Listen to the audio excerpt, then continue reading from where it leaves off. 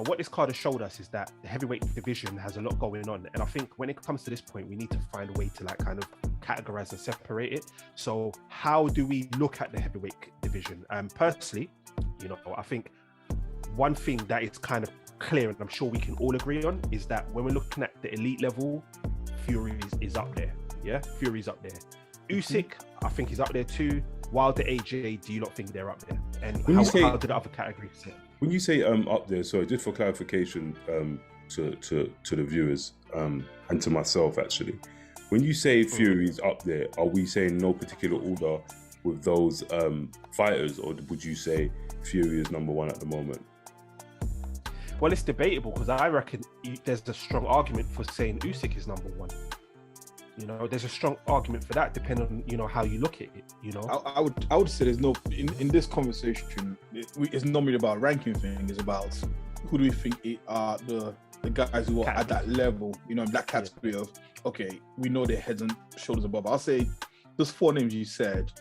I would say yes. I think the asterisk for me will always still be Wilder, not because of his knockout power, not because of his knockout power, because of his fundamentals. But of course, the reason why he's an elite in that sense is because you can knock anyone out at any point. Not only that, I would have to be. I'm not the biggest Wilder fan, but I have to be honest and say that he's only lost against an elite.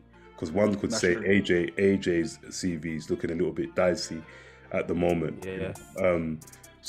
But going back to your point, Maverick, cool. At least we got like some type of measuring stick. Then we can all agree that the fighters that you've mentioned are head and shoulders, above everybody else, and that no particular order, we can say those four fighters are there: the Fury, AJ, Usyk, and Wilder.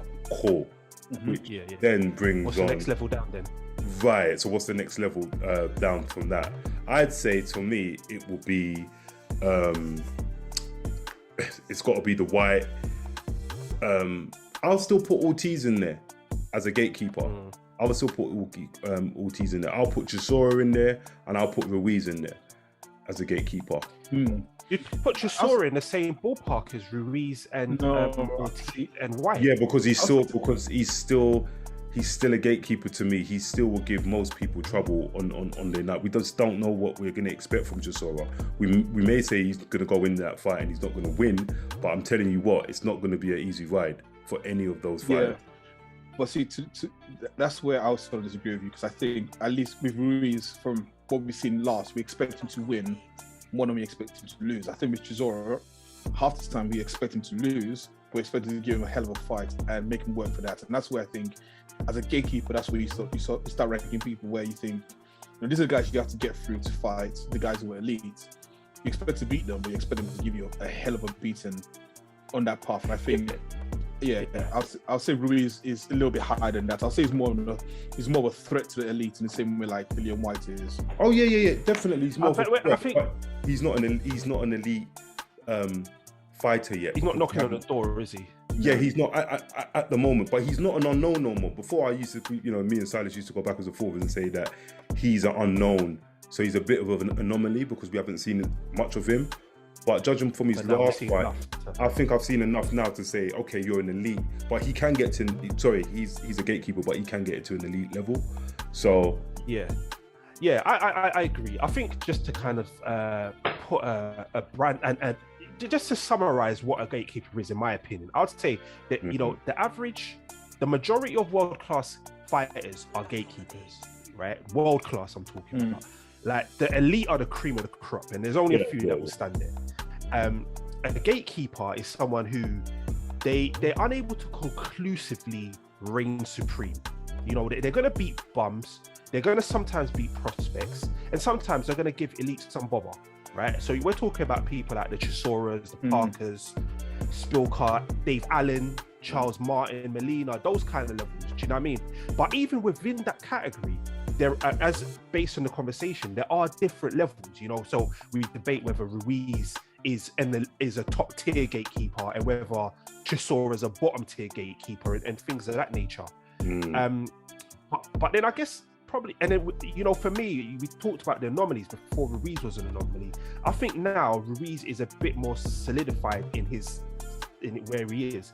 But I think a Jagbar, that bitch, there is somewhere between the prospects category and the gatekeeper category. They're unlikely to be elite in it. Like Babic is never going to be elite. Would you agree to that? I agree. No, but he said, yeah, I'll agree to that. I agree to Yeah. that. Yeah. So then from there, the next level, we've got, you know, it's not to be rude, the tomato cans, the bums. That's what, you know, they're bums. They're here for a payday. Who we putting in that category? I think Spilker needs to be knocked down the peg and he needs to go down there. I think Spilker might have to slide down to the bum. Top tier bum. I mean, this could get silly, isn't it? But there is levels, and we have top tier bum. Yeah, top tier bum, innit? You get me? Pause. But yeah, they are levels. There are levels to the game. You understand what I'm saying? And just to, while we're on the subject, yeah, a gatekeeper can beat an elite. Yeah. Obtain a belt, right? But still be a gatekeeper. Because I think we had this conversation before. Am I right? Yeah. I agree with that. Because there's other arguments. I thought I might as well just pull it out there that if you do have a belt and you beat an elite fighter, then you're an elite. It don't make you an elite. It doesn't make you an elite. That don't make you an elite. Few people have said that. But anyway, going back to the bums, I've just said the name, Maverick. Kevin Johnson. Kevin Johnson.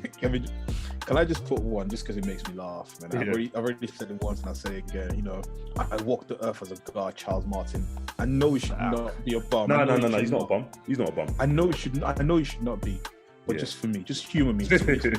Why do you hate him so much, man? Nah, because, like I said to you, if you ever make a statement like that and I see the bottom of your feet and I see that you're wearing red bottoms, you're a bum for me. I kind of thought so. I quickly. Yeah. So go ahead. That's all right. I kind of thought I thought so from a lot of people were shocked because he had a good fight. He had a decent game plan. I mean, a lot of people were saying that the fight was awful. I wouldn't go as far as to say it was. Nah, it wasn't awful. That's what I mean. A lot of people were saying, "Oh gosh, it was a bit of a." I'm like, no, I was entertained by that fight, but how it went left like that. Martin's been on a good winning streak, but hey ho. But nah, I wouldn't say he's a bum.